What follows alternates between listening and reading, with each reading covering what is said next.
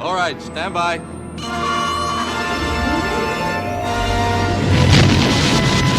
Today we're talking about one of the most iconic movies and the most iconic trilogies and the most iconic franchises in the entire world. Yeah, so no pressure at all on this one. The movies are just swashbuckling in space. People live and die by this franchise. May the Force be with us. Star Wars, Return of the Jedi. Are we allowed to call it Episode 6? Does it help anyone understand what movie it is? Yeah, some people will get it and they'll recognize what's being referenced also.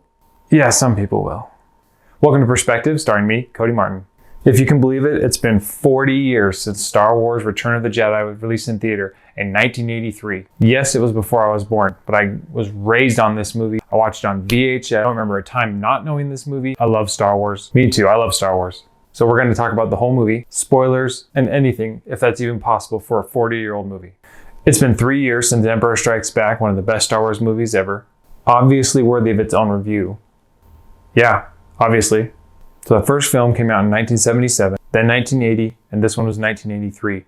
3 years in between each film. All three movies had a separate director. I don't know if it's because I grew up watching all the movies, but they all still, to me, feel like they have the same feeling, the same energy, the same speed, the same magic of space, the same interest in their characters, maintaining that same feeling. Of course, it's groundbreaking special effects by Industrial Light and Magic, ILM. All the characters we love from the last film are back. Luke is back, and he calls himself a Jedi Knight. Does that make him a Jedi Knight? Maybe, but he doesn't really seem like it. He seems like he's still struggling. He's overconfident in the beginning, falls for the trap in front of Jabba the Hutt. He's able to fend off the huge beast. He, of course, does eventually escape and save all his friends from Jabba. By the end of the movie, Luke seems to have grown, considering his experience with the Emperor, essentially not fully giving in to the Emperor's ploys to join the dark side. Luke maintains faith in his father, turn his back on the dark side. Leia starts the whole trilogy as a very strong character, and this film's no different. I always forget watching it that she's the bounty hunter that with the bomb negotiation skills. Get it? The bomb negotiation skills? Because she's got a bomb? Get it? Because she's negotiating with that little bomb? You get it? You get it.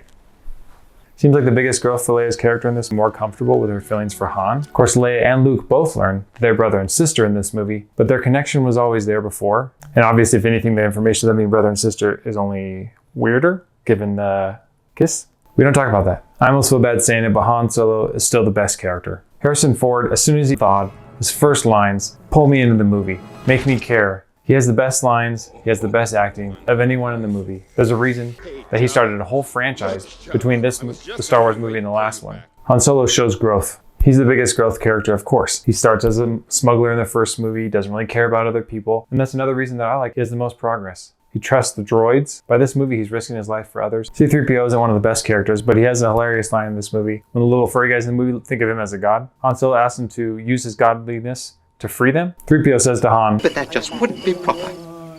Proper? It's against my programming to impersonate a deity." Of course, one of the other main characters in the movie is Darth Vader. In this movie, he shows amazing growth. He probably has the second best lines in the movie, where he's fighting Luke in the final scene, and Luke is losing. He mentions Obi-Wan, who trained him, Vader, and who tried to train Luke. Vader says, referring to Obi-Wan, Now his failure is complete. Yeah, that's a good one. One part I really enjoy about learning about where Vader's at, Luke calls him Anakin, and that immediately frustrates him and bothers him. And he says it's too late. Too late indicates that there was a timeline, and that it's probably not over. And a character that people seem to like, Boba Fett. Boba Fett, oh, he's back too, and he's doing a little bit more than nothing. And he gets beaten easily, quickly, and essentially by accident. Is someone saying this guy needs his own show? Are we sure? I mean, technically a show about Boba Fett is called Boba Fett, but really it was like Mandalorian season 2.5. Am I right? Yeah, you're right. Let's talk about the plot. About a third of the way into the movie, it's revealed that this is episode 4. Just kidding. I mean, it kind of is though, right? Yeah. Death Star again, let's blow it up, plan. Yep, there's a one-off line about many people die to get us these plans of how they can take down the new Death Star. In that scene, they outline what they're going to do, where the main characters have to go, where they're going to be for pretty much the rest of the whole movie. Do we have any surprises for the rest of the movie? Not really, they played it safe. A good surprise that they improved on from the Death Star story before is that the Emperor faked it all and allowed them to have the plans this time. Yeah, because in Rogue One, they show that this isn't the Rogue One review. No, I'm just saying Rogue One showed that Jin's father purposely put a flaw in that Death Star so they could take it down. Yes, we know that. And how this one, it should have been obvious that it's different because, sorry, I had to cut that guy off. Luke, Han, Leia, C-3PO, R2-D2. Wait, isn't that everybody? That's like all the main characters? All the main characters go down to beautiful Endor. Shortly after arriving in Endor, we're treated some of the best special effects and best scenes in the movie. Even watching it now, 40 years later, when they hop on that first speeder and the stormtrooper takes off, I was still pulled in. And Luke and Leia jump on and chase after him. They're flying through real trees. I mean, at least the camera is, right? But it looks great. They're flying through real trees. And many times, well, I'll let you explain more. Thank you. And many times there's real fire in this forest. When the speeders will crash into a tree, there's an actual explosion in the real forest. No real special effects, just pyrotechnics and a great shot. And the sound mixing in this scene with the speeders noise. Can we hear it again? And are we all okay to hear it one more time? That brings us to one of our other technical achievements of this movie, is the movie's score by John Williams. I have to say, watching this 40 years later, it did remind me of Harry Potter. Similar tone. In the 20 years between John Williams scoring this movie and scoring Harry Potter, apparently he didn't pick up too many different notes. They do sound very similar. And that's not a bad thing. The sets and the costumes are all fantastic. Of course, this is the third movie in the trilogy. The two other movies made great money. They were able to go far with this movie, and it shows. It looks great. Wait, but the little fluffy guys, where are they getting their clothes from? I mean, like, what are they skinning to get those hides that they're wearing? Furry guys, is that their name? So interesting fact, they're actually never called Ewoks in the film itself. They're called Ewoks in the credits, so that's what they are, but that's never said in the movie. Ewoks aren't exactly beloved characters. Some people make fun of them. They're perfectly fun. Yeah, Star Wars is supposed to be fun. The interesting part about watching the plot again and thinking about the Ewoks a lot, if the Ewoks didn't come in with their numbers and stop the stormtroopers and save Han and Leia, nothing would have worked.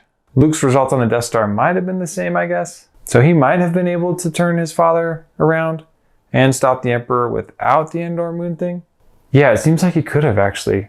Does that mean not everyone on the Death Star had to die? Because those were people, right?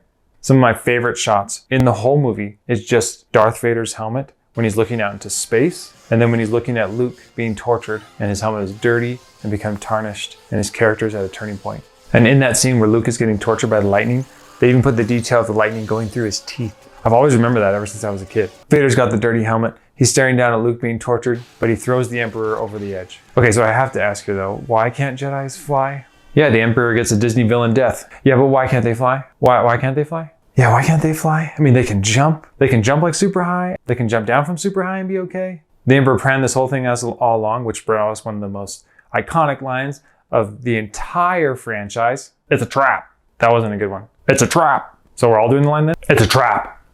It's a trap! One of the things that's made fun of the most in the first movie is the bad lightsaber fighting, in that there really isn't any. You can't count that as lightsaber fighting. They do fix that in this movie. Luke and Vader's fighting is much better. Probably something that would be considered really good for the 80s. It's still entertaining to watch today. Of course, there's fire and there's sound in space. No, there isn't. Right, that's kind of my point. In this movie, there is fire and sound in space. And there is fire and sound in space in movies today. It seems like we're never going to get away from it. Fire and sound is just more entertaining, I guess, and so we're going to have it in space still. The Ewoks are such a fun time. The "it's a trap" line, Han Solo being jealous of Luke, but then he finds out that they're just brother and sister, so Leia's not going to be with Luke. This is a fun movie for all ages, for all generations. It's a classic. You watch it now, you watch it back then. 8 for fun. The Star Wars franchise with industrial light and magic kicked off special effects in movies that had never been seen before, that revolutionized how people thought of movies. Any movie in this franchise deserves nothing less than a 10 on its technical achievements. Also on its sound mixing, film score, 10s all around. The plot in this movie is probably its weakest leg. A third of the way through, we're spelled everything out. There's one small surprise. Vader does help and turn away from the dark side, but Han and Leia end up together. None of our main characters die. Not even one of the droids is killed in this movie. So for plot and story, a 6. Come on, it was just episode 4 again. Death Star. Go attack it. This time they go inside. What's your favorite part of Star Wars? Return of the Jedi. Please leave a screaming comment about a part that I left out that you love. This has been the 40th anniversary review. Please check out one of these other reviews, and we'll see you next time. Bye.